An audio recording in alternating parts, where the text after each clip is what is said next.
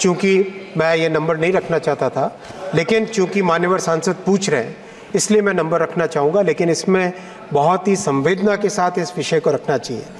एक भी एक्सीडेंट खराब होता है माननीय अध्यक्ष, कोई किसी को सुख नहीं होता है कि इस तरह की परिस्थिति कोई देखे। फिर भी माननीय अध्यक्ष जी, चूँकि माननीय विपक्ष के माननीय सांसदों ने कहा कि आप नंबर बताओ, इसलिए मैं नंबर रख रहा हूँ।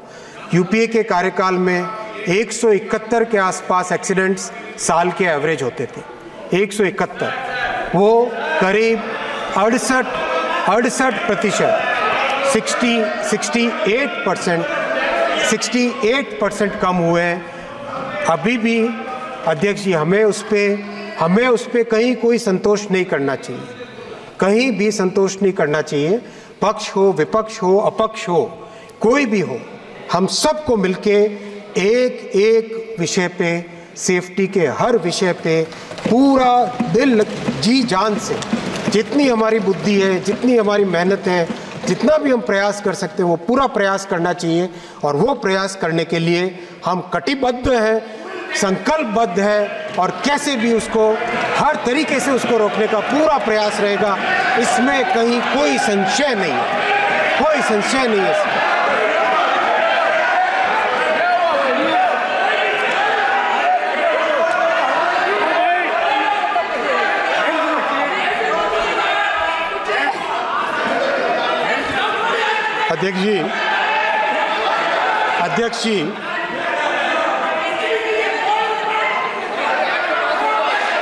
अध्यक्ष जी जो इस तरह से बोल रहे हैं वो उनको पूछिए कि वो 58 साल के अपने राज में 1 किलोमीटर पर भी एटीपी क्यों नहीं लगा पाए, 1 किलोमीटर भी एटीपी। आज ये प्रश्न पूछने की हिम्मत करते हैं। अपने कार्यकाल को देखें, अपने गिरेबान में जाके, अपने गिरेबान में पहले झांक के बताएं। इसी हाउस में ममता जी जब रेलवे मिनिस्टर थी वो अपने एक्सीडेंट के नंबर बताती थी, 0.24 से 0.19 पे होने पर इतनी तालियां बजाते थे। आज 0.19 से 0.03 इंडेक्स होने पर आज इस तरह के आरोप लगाते हैं। क्या है ये बात? ऐसे देश चलेगा क्या माननीय अध्यक्ष जी? देश चलाने के लिए रेलवे की सुधारने के लिए सबको सहयोग करना पड़ेगा। ये ऐसे नहीं चल सकता। माननीय अध्यक्ष जी जब इतनी बात कर रहे हैं, मैं एक और बात करना चाहूंगा। विपक्ष के कांग्रेस ने एक सोची समझी तरीके से, रणनीतिक तरीके से छोटे विषय को अपने सोशल मीडिया की ट्रोल आर्मी के जरिए से इस तरह से उठाना चालू किया। अयोध्या जी के स्टेशन में पुराने स्टेशन की पुरानी दीवार थी, वो जब थोड़ी सी उसमें डैमेज हुआ तो समाजवादी पार्टी और कांग्रेस के हैंडल्स ने उसको तुरंत उठाना चालू किया। इस तरह के झूठ से कैसे देश चलेगा माननीय अध्यक्ष जी? 2 करोड़ पैसेंजर्स डेली यात्रा करते हैं। क्या उनके मन में ये भय भरना चाहते हैं? अध्यक्ष जी मैं आपके समक्ष 12 लाख रेलवे एम्प्लॉई जो दिन रात मेहनत करते हैं, मैं रिक्वेस्ट करूंगा आप सब ताली बजा के पेट के उनका दम दिखाएं, उनको हिम्मत बढ़ाएं। पूरा देश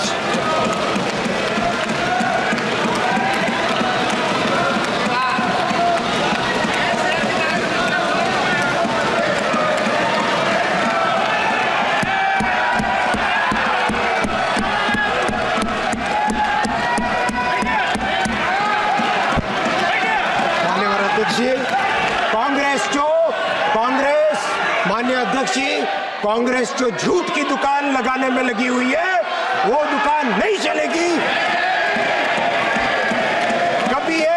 कभी ये फौज को नीचा दिखाने का काम करते हैं और कभी रेलवे को नीचा दिखाने का काम करते हैं।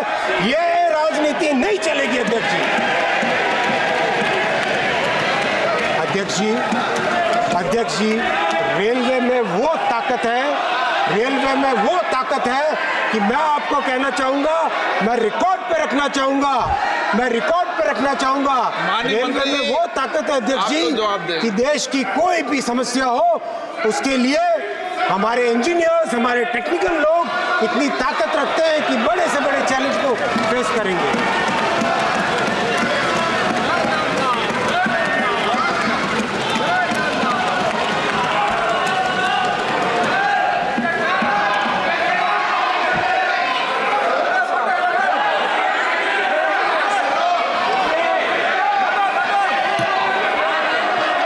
माननीय अध्यक्ष जी, कल एक माननीय सांसद केरला के श्री बशीर जी ने सीएजी रिपोर्ट का हवाला दिया था। हम लोगों ने रात भर सीएजी रिपोर्ट्स खंगाली। माननीय बशीर जी हैं, माननीय अध्यक्ष जी, कल सीएजी रिपोर्ट का हवाला दिया था। हम लोगों ने रात भर सीएजी रिपोर्ट का उसको खंगाला, लेकिन कहीं पर भी हमें उसमें SC ST OBC से संबंधित कोई विषय नहीं निकला। मैं ये क्लैरिफाई करना चाहूँगा, लेकिन साथ ही साथ ये भी कहना चाहूँगा कि माननीय अध्यक्ष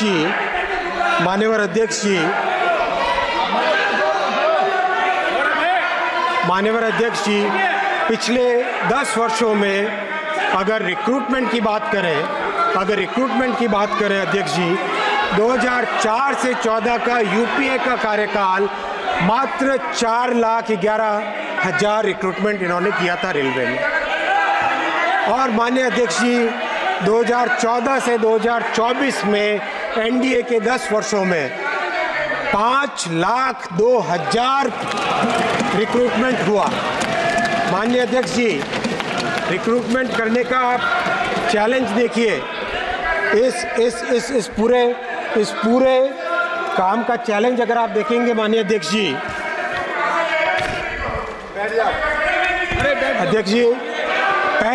पहली परीक्षा में 1,26,00,000 कैंडिडेट थे। 1,26,00,000 कैंडिडेट, 133 शिफ्ट, 68 दिन तक परीक्षा चली, 211 शहरों में परीक्षा चली और 726 सेंटर्स में एग्जाम चला।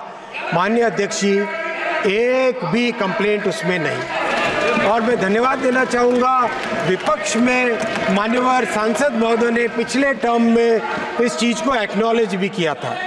दूसरी परीक्षा 1,10,00,000 कैंडिडेट थे, 99 shifts, 33 days, 191 cities, 551 centres, 15 language में एग्जाम हुआ। माननीय अध्यक्ष जी, नॉट अ सिंगल कंप्लेंट कहीं। माननीय अध्यक्ष जी, इन दोनों परीक्षाओं के बाद 1,30,000 लोगों को रोजगार दिया गया है। और जैसे ये साइकिल कंप्लीट हुई, तुरंत हमने नई साइकिल चालू की। और माननीय अध्यक्ष जी, वर्षों से जो डिमांड थी कि एक एनुअल कैलेंडर रखा जाए रेलवे के लिए, तो जनवरी के महीने में, 2024 के जनवरी के महीने में एनुअल कैलेंडर रेलवे के रिक्रूटमेंट का घोषित हुआ। हमारे नौजवानों के लिए जो रेलवे में भर्ती होने के लिए इतनी मेहनत करते हैं, उनके लिए साल में 4 बार वैकेंसी निकलती है। अब जनवरी के महीने में, अप्रैल के महीने में, जुलाई के क्वार्टर में और अक्टूबर के क्वार्टर में। और इस एनुअल कैलेंडर के कारण आज की तारीख में 40,565 वैकेंसीज एडवर्टाइज्ड है। और माननीय अध्यक्ष जी, मैं आपको भरोसा दिलाना चाहूँगा, जिस मेहनत के साथ, जितनी डिटेलिंग के साथ 2 करोड़ से ज़्यादा कैंडिडेट्स का एग्ज़ाम लेके बिना कोई कंप्लेंट के ये एग्ज़ाम कंप्लीट किया, वैसे ही आगामी एग्ज़ाम्स भी कंप्लीट होंगे और रेलवे में 40-50 हज़ार लोग ज़्यादा जुड़ेंगे। माननीय अध्यक्ष जी, किसी ने कल मजाक भी बनाई थी कि रेलवे के माननीय अध्यक्ष जी, मैं सेफ्टी पे जो एक्सपेंडिचर हुआ वो डेटा भी आपके सामने अध्यक्ष। माननीय अध्यक्ष जी, सर बाद में ऐड कर सकते हैं। माननीय अध्यक्ष जी, सेफ्टी पे 2022-23 में अध्यक्ष जी, मैं अध्यक्ष वो है। अध्यक्ष वो है। अध्यक्ष जी 22-23 में 87,336 करोड़ रुपीस का एक्सपेंडिचर सेफ्टी रिलेटेड आइटम्स में हुआ। 2023-24 में 98,414 करोड़ रुपीस का सेफ्टी पे एक्सपेंडिचर हुआ। 2024-25 में बजट में, जिसका आज अप्रूवल देगा ये महान सदन, इसमें 1,08,795 करोड़ का सेफ्टी के रिलेटेड आइटम्स पे एक्सपेंडिचर रखा गया। माननीय अध्यक्ष जी, किस तरह से कार्य पद्धति में बदलाव लाने का प्रयास चल रहा है वो मैं आपके समक्ष रखना चाहूँगा। माननीय अध्यक्ष जी, ये बहुत ही महत्वपूर्ण विषय है, बहुत महत्वपूर्ण विषय है। आप 2 मिनट देंगे तो मैं ये समझाना चाहूँगा। माननीय अध्यक्ष जी, रेलवे में मेंटेनेंस सबसे ज़्यादा इम्पॉर्टेंट काम है। अगर हम देखें रेलवे के अगर 100 काम हैं, इन 100 काम में सबसे ज़रूरी काम है मेंटेनेंस का काम। इसीलिए माननीय अध्यक्ष जी, मेंटेनेंस के काम को ध्यान देने के लिए रेलवे ने अपना पूरा का पूरा कार्य प्रणाली बदली है और एक नया सिस्टम लेके आए हैं, वो है रोलिंग ब्लॉक सिस्टम। माननीय अध्यक्ष जी, ये रिकॉर्ड पे रहे, रोलिंग ब्लॉक सिस्टम से आगामी 26 हफ्ते की प्लानिंग करके मेंटेनेंस रेलवे में आज इस लेवल पे पहुंचा है, जिसका लाभ कई दशकों तक इसका लाभ हमें मिलेगा। माननीय अध्यक्ष जी, अब मैं आता हूँ लोको पायलट के विषय पे। लोको पायलट का विषय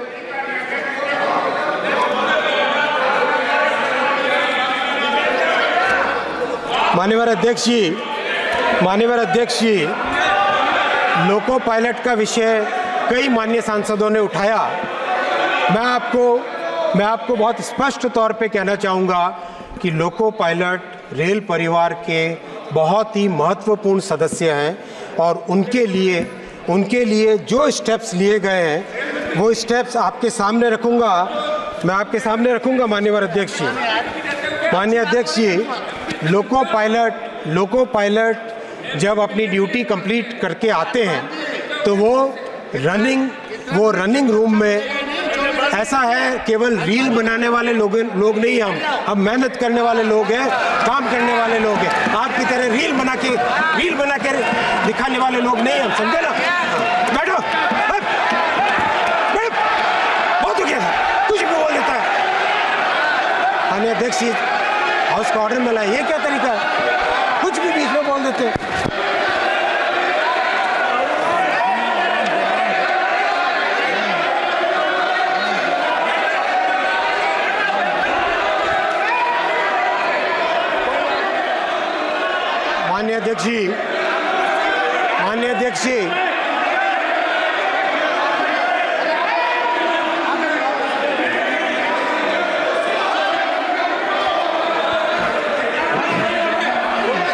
माननीय अध्यक्ष जी, माननीय मंत्री जी, रेलवे एक्ट के तहत, माननीय मंत्री जी प्लीज, जो माननीय मंत्री जी 2005, माननीय मंत्री जी, आप बैठे बैठे किसी व्यक्ति का रेस्पॉन्स मत करो।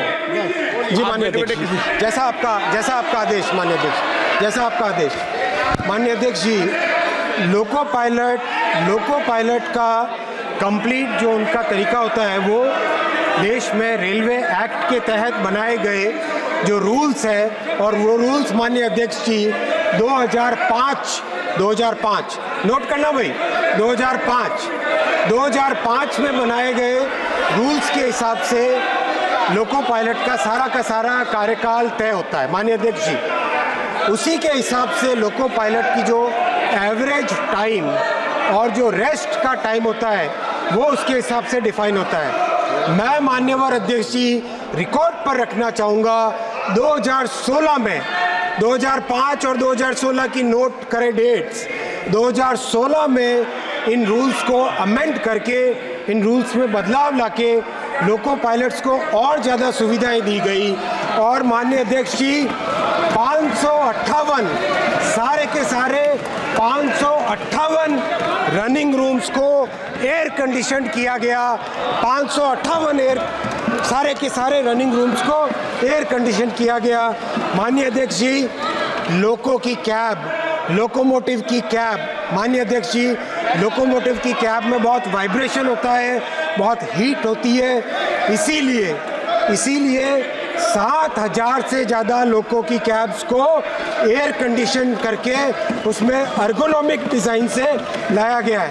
अध्यक्ष जी, 2014 से पहले जो आज लोको पायलट्स के साथ सिंपैथी दिखा के रील्स बनाने में व्यस्त है, उन लोगों के समय में जीरो था, जीरो, एक भी लोगों, आप मुझे बताओ 558 में से एक भी जीरो था, एक भी एसी कैब, एक भी कैब एसी नहीं थी। माननीय अध्यक्ष जी, ये फिर आप किस बात का ये करते हैं, किस बात का ये करते हैं माननीय अध्यक्ष जी?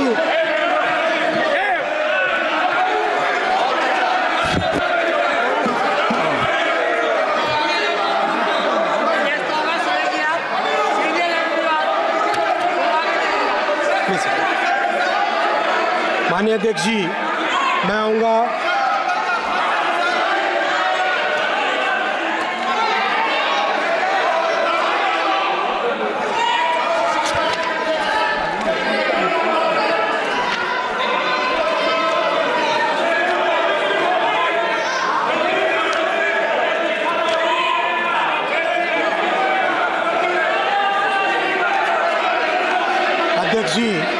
माननीय अध्यक्ष जी, कल एक विषय आया कि केरला में एलोकेशन बिल्कुल कम है। माननीय अध्यक्ष जी, केरला के मान्यवर सांसद सुन ले, यूपीए के कार्यकाल में केरला को मात्र 372 करोड़ रुपए देते थे एवरेज, यूपीए के कार्यकाल में। माननीय अध्यक्ष जी, आज प्रधानमंत्री श्री मोदी जी 3011 करोड़ रुपए केरल को दे रहे हैं, 3011 करोड़ रुपए। माननीय अध्यक्ष जी, तमिलनाडु का कल विषय आया, तमिलनाडु को यूपीए के कार्यकाल में मात्र 879 करोड़ रुपीस मिलते थे। आज माननीय अध्यक्ष जी 6,362 करोड़ रुपीस मोदी जी तमिलनाडु को दे रहे हैं। माननीय अध्यक्ष जी, हमारी संवैधानिक व्यवस्था में, फेडरल व्यवस्था में जो ज़मीन का काम होता है, लैंड एक्विजिशन का काम है, वो राज्य की जिम्मेदारी होती है। मैं आपके माध्यम से मान्यवर सांसदों से निवेदन करूंगा कि आप केरला और तमिलनाडु में पूरी तरह से सहयोग करें और लैंड एक्विजिशन के लिए हेल्प कराएं। आप बताओ माननीय अध्यक्ष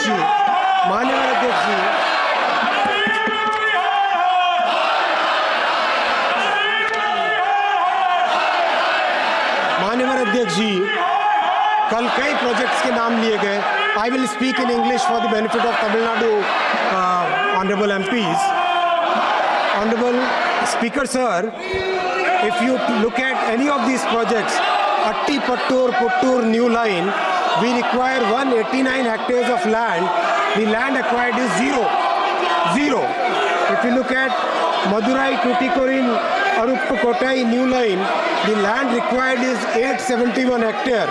The land acquired is only 75 hectares. If you look at Morapur Dharmapuri new line, the land required is 91 hectares.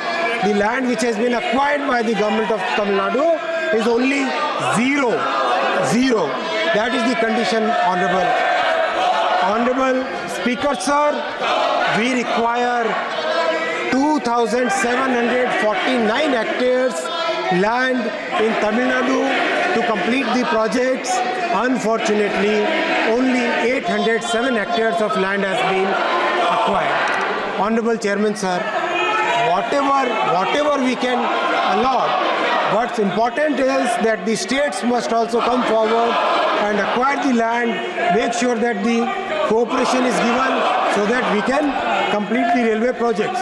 Honorable Chairman Sir, if you look at any state, the record allocation has been made in the current budget.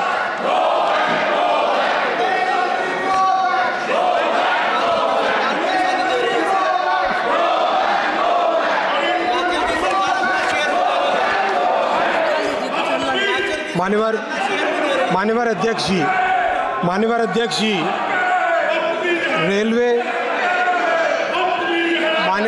Ji, railway के electrification पे बहुत चर्चा हुई और उसके जो benefit अभी मिलने लगे हैं वो मैं रिकॉर्ड पे आपके माध्यम से रखना चाहूँगा। अगर हम देखें करीब 50 वर्षों में मात्र 20,000 किलोमीटर का रेलवे इलेक्ट्रिफिकेशन हुआ था। मात्र 20,000 किलोमीटर का इलेक्ट्रिफिकेशन हुआ था। माननीय अध्यक्ष जी, 10 वर्षों में 44,000 किलोमीटर रेलवे इलेक्ट्रिफिकेशन हुआ है और इसका जो बेनिफिट मिल रहा है माननीय अध्यक्ष जी, पिछले 10 वर्षों में 600 मिलियन टन जो एडिशनल कार्गो हुआ है उसके कारण 640 करोड़ लीटर डीजल बचा है और अगर उसको हम जो उसका कार्बन डाइऑक्साइड एमिशंस होते हैं 400 crore kilo carbon dioxide emissions कम हुए। अगर उसे गिने तो 16 करोड़ पेड़ लगाने के बराबर है।